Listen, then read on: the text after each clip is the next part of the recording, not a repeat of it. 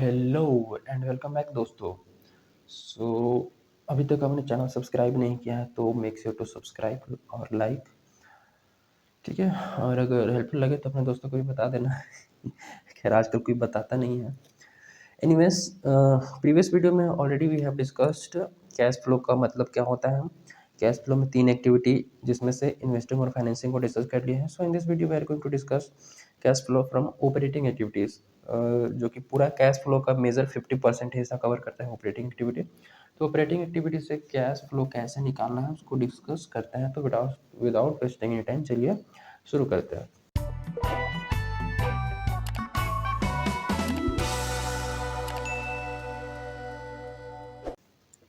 तो operating activity में जाने से पहले एक चीज़ और मैं बता दूं कि कैश फ्लो को आपने सुना होगा कि दो मेथड से बनाया जाता है, डायरेक्ट और इनडायरेक्ट।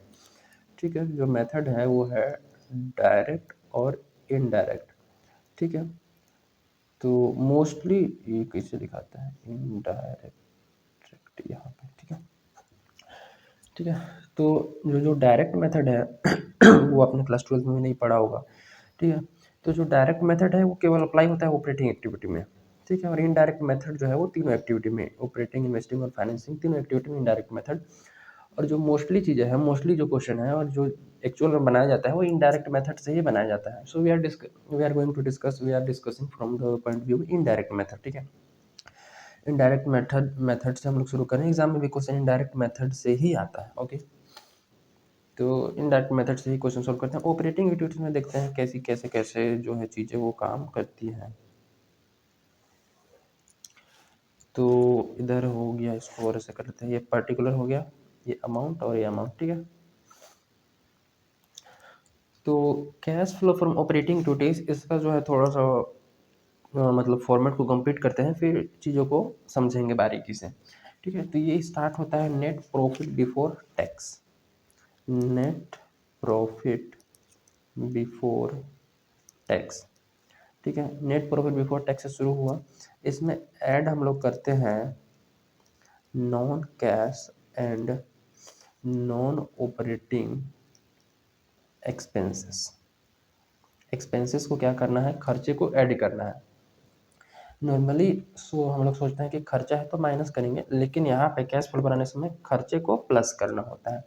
अब नॉन कैश और नॉन ऑपरेटिंग एक्सपेंस में कौन कौन सी एक्सपेंसेस आ सकती है, तो जैसे कि एक्सपेंसेस का नाम अगर मैं बताऊं तो डेप्रिसिएशन। डेप्रिसिएशन जो है वो नॉन कैश है, तो उसको हमें ऐड करना है। ठीक है, next goodwill return of, goodwill return of, अगर गुडविल राइट ऑफ हो रहा है तो उसको ऐड करना है। Next preliminary expenses return of, preliminary expenses return of, preliminary expenses book में है, अगर राइट ऑफ हो रहा है तो उसको ऐड करेंगे। ठीक है, और कोई एक्सपेंसेस और इस टाइप का है कुछ बता रखा है तो, या फिर loss on sale of fix asset, fix asset या फिर नॉन करंट इन्वेस्टमेंट को बेचने से अगर लॉस हुआ है तो उस लॉस को हम यहाँ पर ऐड करेंगे। ओके, इन चीज़ों को समझेंगे कि ऐड क्यों करते हैं, लेस क्यों नहीं करते हैं। फिलहाल लेस वाली आइटम जैसे एक्सपेंसेस को ऐड किए थे, तो जो प्रॉफिट होगा या इनकम होगा उसको क्या कर देंगे, जोड़ देंगे, लेस करेंगे। नॉन कैश एक्सपेंस को ऐड किए थे ना, तो इनकम को माइनस करेंगे। ठीक है, non cash and non operating incomes, जो इनकम्स हो रही हैं उसको लेस करेंगे। जैसे कि इंटरेस्ट रिसीव्ड, इंटरेस्ट रिसीव्ड पता है ये कौन सी एक्टिविटी का पार्ट है, सोचो सोचो। इंटरेस्ट रिसीव्ड, डिविडेंड रिसीव्ड, सोचो सोचो कौन सा पार्ट है। Rent received, rent received. ठीक है, profit on sale of, profit on sale of fix asset, fix asset या फिर नॉन करंट इन्वेस्टमेंट, और नॉन करंट इन्वेस्टमेंट को बेचने से जो प्रॉफिट हुआ है उसको माइनस करेंगे, ठीक है। तो देखो ये जो चीज़ें हैं रेंट रिसीव्ड, रेंट रिसीव्ड, और ये जो चीज़ें हैं वो आपका जो पार्ट है वो है इन्वेस्टिंग एक्टिविटी का पार्ट है, ठीक है। आपने कहीं इन्वेस्ट किया होगा, वो इंटरेस्ट रिसीव हुआ है, तो इन्वेस्टिंग का पार्ट है, इसलिए यहाँ से माइनस कर रहे हैं। और एक रीज़न और है कि जब आपने प्रॉफिट एंड लॉस बनाया होगा तो वहाँ पे उसको ऐड करा होगा, ठीक है, वो नॉन ऑपरेटिंग का पार्ट है, तो प्रॉफिट बढ़ गया होगा। अब एक्चुअल प्रॉफिट में जाने के लिए माइनस करेंगे, उसको मैं थोड़ा सा और डिटेल में एलाबोरेट करेंगे। इसको थोड़ा सा कंप्लीट होने देते हैं फॉर्मेट को, ठीक है। फिर जो प्लस माइनस करने के बाद अमाउंट आएगा उसको बोलेंगे operating profit, operating profit before working capital changes, before working capital changes. Working capital तो पता है current asset minus current liabilities होता है वर्किंग कैपिटल। तो इसके बाद अब हमें बिफोर है ना, वर्किंग कैपिटल चेंजेस को एडजस्ट करने से पहले का प्रॉफिट है, तो इसमें ऑपरेट वर्किंग कैपिटल को एडजस्ट करेंगे, ठीक है। तो इसको याद रखना बहुत आसान है, हमेशा लायबिलिटी को ऊपर रख के चलना, ठीक है। ऐड करेंगे increase in liability, increase in current liabilities. Working capital में करेंट एसेट और करेंट लायबिलिटीज आती है, तो करंट लायबिलिटीज जब भी बढ़ती है या कोई भी लायबिलिटी, सोचो लायबिलिटी का मतलब उधार है ना, उधार है। अगर आप पैसा उधार लेके आएंगे तो आपके पास पैसा आएगा आएगा आएगा आएगा, तो ऐड करना है। मतलब करंट लायबिलिटी बढ़ेगा तो ऐड करना है, उल्टा होता है एसेट के साथ। अगर अच्छा, करंट लायबिलिटी बढ़ रहा है तो ऐड करेंगे, और अगर डिक्रीज होगा तो करंट लायबिलिटी डिक्रीज होगा तो माइनस करेंगे, डिक्रीज इन करंट लायबिलिटीज, तो इसको कर देना है माइनस, ठीक है। उल्टा होता है एसेट के साथ, करंट एसेट का जस्ट उल्टा, इंक्रीज हुआ तो यहाँ पर डिक्रीज कर दो, decrease in current asset. Current asset अगर डिक्रीज हुआ है तो वो ऐड हो जाएगा। कोई भी एसेट, मान लो एसेट का एक एग्जांपल ले लो, जैसे कि फर्नीचर एक एसेट है, ठीक है। एसेट डिक्रीज कब होता है, बेसिकली नॉर्मल सोचा जाए तो बेच दिए होंगे, मैंने पहले 2 लाख का था, अब 1 लाख का एसेट बचा है, तो 1 लाख एसेट बेच दिया होगा, तो बेच दिया होगा तो पैसा आया होगा। एसेट कम हुआ, बेचा, पैसा आया, पैसा आया तो ऐड, मतलब कि डिक्रीज हो रखा है एसेट तो पैसा आ रहा है। उसी तरह एसेट स्टॉक मान लो है 2 लाख का, ठीक है, वो 1 लाख का, तो 1 लाख का स्टॉक बेच दिया होगा ना, मैं 1 लाख का स्टॉक बेच दिया होगा तो 1 लाख पैसा आ गए होंगे तो ऐड कर दूंगा। तो करंट एसेट डिक्रीज होगा तो ऐड। उसके बाद इधर just increase, increase in current asset, current asset increase हो गया, ठीक है। तो ये 2 चीज़ें प्लस हो जाएंगी, ये 2 चीज़ें माइनस। उसके बाद जो आएगा उसको बोलेंगे कैश जनरेटेड फ्रॉम, बस हो गया, बस एक लाइन में बचा है, cash generated from operations, cash generated from operation या फिर ऑपरेटिंग एक्टिविटी। कैश जनरेट हुआ उसमें से बस माइनस कर लेना है income tax, income tax paid को माइनस कर देंगे, ठीक है। फिर जो बचेगा उसको बोलेंगे कैश फ्लो, अगर पॉजिटिव आया है तो, या फिर यूज्ड इन, निगेटिव आया है तो cash used in operating activity, operating activities, ठीक है। ये चीज़ें हो गई। अब शुरू से देखते हैं net profit before tax, net profit before tax e कैसे निकलेगा, तो इसके लिए एक वर्किंग करते हैं हम लोग, computation of net profit before tax. इसको हमें हर क्वेश्चन में निकालना पड़ सकता है। Computation of, computation of net profit before tax, tax से पहले कितना नेट प्रॉफिट है हमारा, ठीक है, करेंट ईयर का, वो निकालने की कोशिश करेंगे इसमें। तो इसमें हम निकालेंगे प्रॉफिट, बैलेंस शीट में 2 साल का प्रॉफिट दिया हुआ, ठीक है। तो प्रॉफिट मान लेते हैं बैलेंस शीट 2020 और 2021 का दे के रखा है, ठीक है। तो statement of profit and loss में इस साल का प्रॉफिट होगा, इस साल की प्रॉफिट होगा, ठीक है। तो जो करंट ईयर वाला है 2021 वाला, ठीक है, प्रॉफिट ऑफ 2021, ठीक है, या जो भी ईयर होगा, ठीक है, उसको लिखेंगे उसमें माइनस कर देंगे प्रीवियस ईयर वाला प्रॉफिट ऑफ 2020 या जो भी ईयर होगा उसको लिख लेना, 23-24 भी हो सकता है। माइनस करेंगे तो जो अमाउंट आएगा होगा profit for the year, profit for the current year. तो इस साल का प्रॉफिट देखो, इससे मान लो ना 2021 में प्रॉफिट शो कर रहा है 2 लाख का, ठीक है, यहाँ पर 150 का, तो 150 से 2 लाख हो गया है, मतलब 150 पहले से था, हमने 50,000 इस साल कमाया होगा तो 2 साल हो गया, तो 2021 में 2 लाख हो गया, 150 पहले था, तो इस बार तो 50,000 ही केवल कमाया होगा, ठीक है, तो इस साल करेंट ईयर का केवल प्रॉफिट 50,000 ही होगा एक्चुअल में। इस प्रॉफिट में हमको क्या क्या करना है, ऐड करना है ट्रांसफर टू ऑल रिजर्व, ये तो जैसे कि जनरल रिजर्व में ट्रांसफ़र कर दिया गया है, तो पैसे को हम क्या कर लेंगे, ऐड बैक कर लेंगे, ठीक है, ऐड बैक कर लेंगे, क्योंकि हकीकत का प्रॉफिट कुछ और होगा, वो ट्रांसफ़र करने के बाद इतना शो हो रहा है, ट्रांसफ़र करने के बाद 50 शो हो रहा है, तो ट्रांसफ़र करने से पहले एक्चुअल में कितना कमाया गया होगा, तो उसको ऐड कर लेंगे, ठीक है, ट्रांसफ़र टू ऑल रिजर्व। उसके बाद propose dividend of previous year, propose dividend,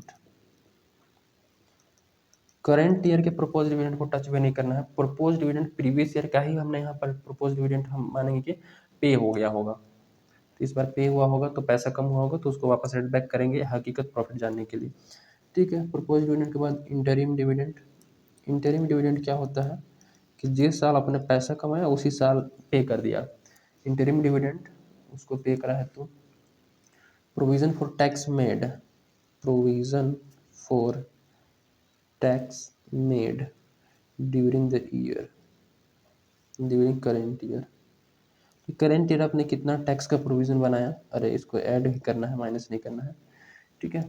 उसके बाद इसमें से एक चीज़ लेस कर देते हैं, refund of tax, refund of tax, अगर टैक्स वैक्स कुछ रिफंड बोल रखा है तो उसको माइनस करेंगे, जो फिगर निकल के आएगी उसको बोलेंगे net profit before tax, NPBT, ठीक है, नेट प्रॉफिट बिफोर टैक्स। इसको थोड़ा समझो कि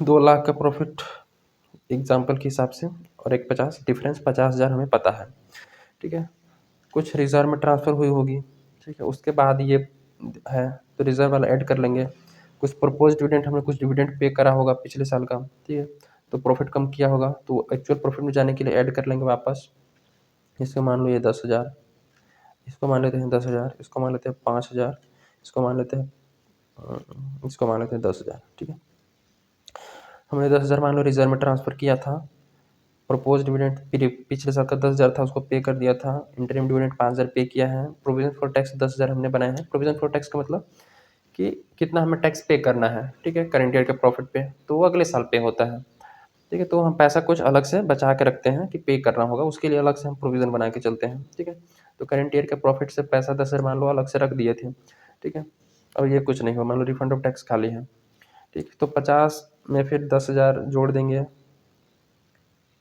तो 60 हो गया, फिर 10 जोड़ेंगे 70, फिर 10 जोड़ेंगे 80, ठीक है, और 5 और जोड़ेंगे 85, तो हकीकत में 85,000 हमने प्रॉफिट कमाया होगा, 85,000 में से 10,000 ये प्रोविजन अलग किया होगा, फिर इंटरिम डिविडेंड को तो माइनस कर दिया होगा, प्रपोज डिविडेंड रिजर्व में ट्रांसफर करके माइनस किया होगा तो 50,000 दिख रहा है, लेकिन हकीकत में जो है वो 85,000 अर्निंग हुआ होगा इस साल, ठीक है ना, तो ये सबको प्लस माइनस करेंगे और प्रॉफिट एंड पीबीटी निकल के आएगा, और जिसको हम जो है वो यहाँ पे ये जो वर्किंग नोट नंबर 1 था ना वहाँ से हम उठा के यहाँ पर पुट करेंगे, ठीक है। अब ऐड कर लेंगे नॉन कैश और नॉन ऑपरेटिंग एक्सपेंसेस, ठीक है। अब जो 85,000 आया था इसमें भी ये प्रॉफिट जो है उसमें भी बहुत झोल झाल है, इसमें भी जो है बहुत है झोल झाल किया गया है, मतलब कि तामझाम इसमें बहुत कुछ हुआ होगा, जब आपने प्रीवियस मतलब कि जब छोटे बच्चे 11th क्लास में थे, ठीक है, उस समय हम लोग प्रॉफिट एंड लॉस अकाउंट बनाते थे, ठीक है, तो इस एग्जाम्पल से मतलब ऐसे ही समझने की कोशिश करो, तो प्रॉफिट एंड लॉस अकाउंट जब बनाएंगे, ठीक है, ये तो ऐसे है, तो इस प्रकार से प्रॉफिट एंड लॉस अकाउंट बनाते थे, ठीक है, प्रॉफिट एंड लॉस में यहाँ पर आता था बाय ग्रॉस प्रॉफिट, ठीक है, ग्रॉस प्रॉफिट कुछ अमाउंट रहा होगा, ठीक है। उसके बाद बाय ऑपरेटिंग प्रॉफिट मतलब ऑपरेटिंग इनकम्स, उसके बाद लेस करते हैं मतलब इधर डेबिट साइड में ऑपरेटिंग एक्सपेंस, ये पे मान के चलिए ग्रॉस प्रॉफिट था 10,000, ठीक है, ऑपरेटिंग इनकम 5,000 हुआ और ऑपरेटिंग एक्सपेंस 2,000 हुआ, ठीक है। तो ऑपरेटिंग प्रॉफिट निकालो, ऑपरेटिंग प्रॉफिट कितना आएगा, तो ये तुम्हारा 15,000 और 15,000, उसके बाद 15,000 में से 2,000 माइनस करोगे तो 13,000, 13,000 ऑपरेटिंग प्रॉफिट। फिर यहीं पे bye operating profit, operating profit हमारा 13,000, ठीक है। इस 13,000 में फिर जोड़ घाट करेंगे, अब ऐड करेंगे bye non operating income, non operating income को ऐड करेंगे, लेस करेंगे नॉन ऑपरेटिंग एक्सपेंस को, नॉन ऑपरेटिंग एक्सपेंस को लेस करेंगे, ठीक है। उसके बाद हम जो है वो बैलेंस निकल के आएगा by net profit, net profit निकल के आएगा, ठीक है। तो इस हिसाब से मान के चलते हैं ऑपरेटिंग इनकम, ऑपरेटिंग इनकम जो है वो 5,000 है, ठीक है। 5,000 ऑपरेटिंग इनकम, ऑपरेटिंग इनकम में क्या क्या आएगा, जैसे कि profit on sale of asset, asset को बेच दिए उस पर जो प्रॉफिट हुआ उसको, उसके बाद मान लो rent receive, rent received, dividend received, ये सब जो है वो हमने टोटल सब मिला के 5,000 है, ठीक है। तो ये 18,000 हो गया। नॉन ऑपरेटिंग एक्सपेंसेस में जैसे कि डेप्रिसिएशन को आपने माइनस किया होगा, ठीक है, ये मान लेते हैं 4,000, ठीक है। और डेप्रिसिएशन मतलब सबको जोड़ के कुछ कुछ और नाम दे रहा हूँ। डेप्रिसिएशन के बाद जैसे कि गुडविल रिटर्न ऑफ,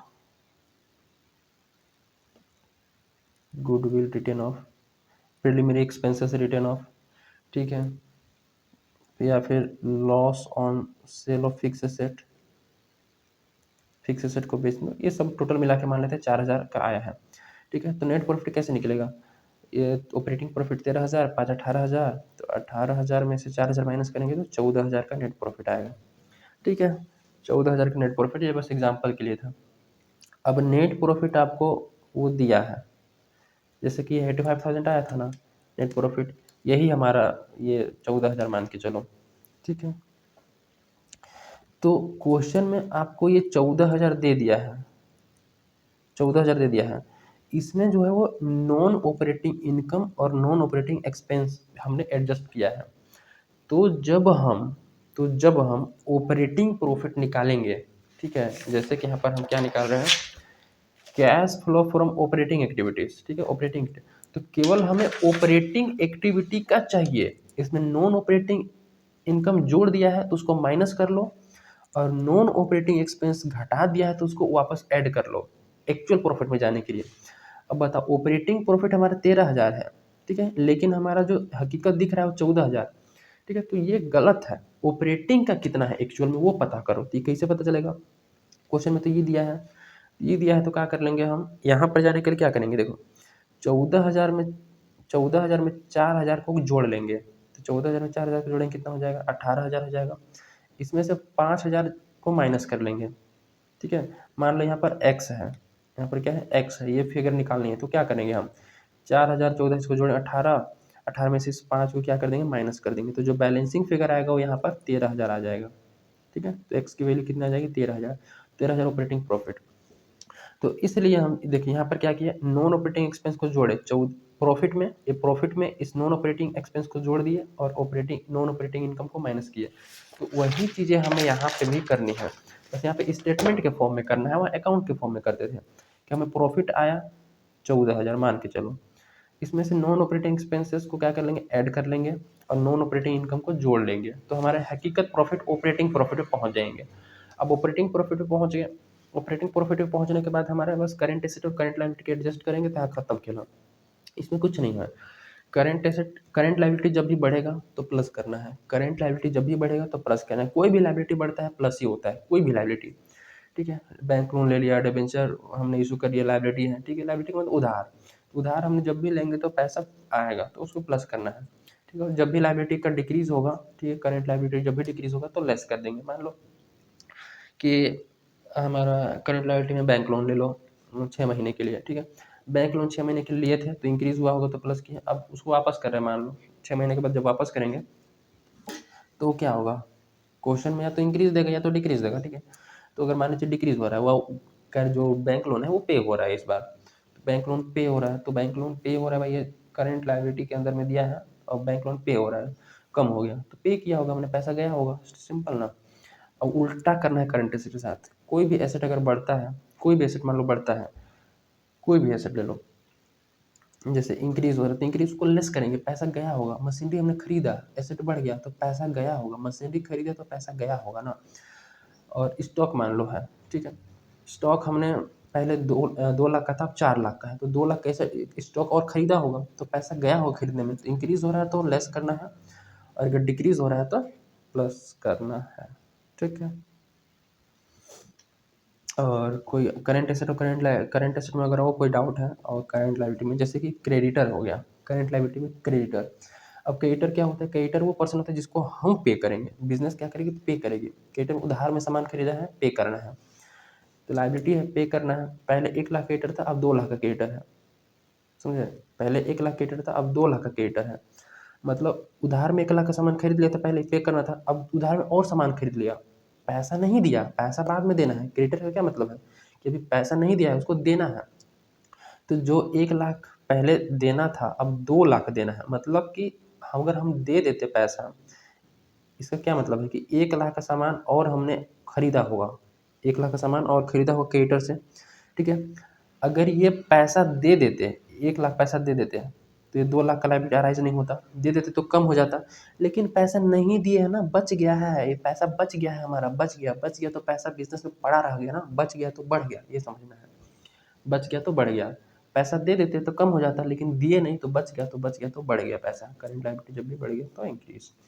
उस तरीके से करंट एसेट में डेटर का खेल होता है, डेटर मतलब जिससे हमें पैसा मिलना है, ठीक है, मान लो कि 1 लाख रुपए मिलना था अब 2 लाख रुपए मिलना है, अब 2 लाख रुपए मिलना है, तो यहाँ पर क्या हो गया, बढ़ गया, डेटर क्या हो रहा है, बढ़ गया अब, ठीक है, बढ़ गया तो पैसा नहीं दिया भाई, 1 लाख जो देना था उसको, 1 लाख मतलब हमें मिलना था पैसा, वो देगा हमें मिलेगा, 1 लाख जब मिलेगा, 1 लाख मिलना था लेकिन उल्टा मिला नहीं और बढ़ गया, और अब 2 लाख मिलना है, ठीक है, मतलब सामान हमने तो बेच दिया, सामान डेटा मतलब सामान बेच दिया हमने, ठीक है, लेकिन पैसा मिला नहीं तो पैसा क्या हो गया, कम, मिलता तो बढ़ता ना, मिलना तो बढ़ता लेकिन मिला नहीं तो और कम हो गया पैसा, ठीक है, तो फिर इंक्रीज अगर हुआ तो या फिर लेस करेंगे, इसका लॉजिक यह है। बाकी इसको प्लस माइनस करने के बाद सिंपल याद रखो, करंट लायबिलिटी बढ़ेगा तो बढ़ाना है, घटेगा तो घटाना है, उल्टा करो करंट एसेट के साथ, करंट एसेट अगर बढ़ेगा तो घटा दोगे, करंट एसेट घटेगा तो बढ़ा दोगे, सिंपल। प्लस माइनस करने के बाद कैश जनरेटेड आ गया, उसके बाद इनकम टैक्स पे करना माइनस कर देंगे, फिर कैश फ्लो या फिर यूज इन ऑपरेटिंग एक्टिविटी ये आ जाएगा, ठीक है। ये ही जो है वो मेन जो है 50% पोर्शन कवर करेगा कैश फ्लो का, ठीक है, ऑपरेटिंग एक्टिविटी। तो नेक्स्ट वीडियो में हम लोग डिस्कस करेंगे कुछ एडजस्टमेंट है, उसको डिस्कस करने के बाद क्वेश्चन की तरफ बढ़ेंगे, क्वेश्चन बनाना शुरू करेंगे, ठीक है, मिलते हैं, थैंक यू।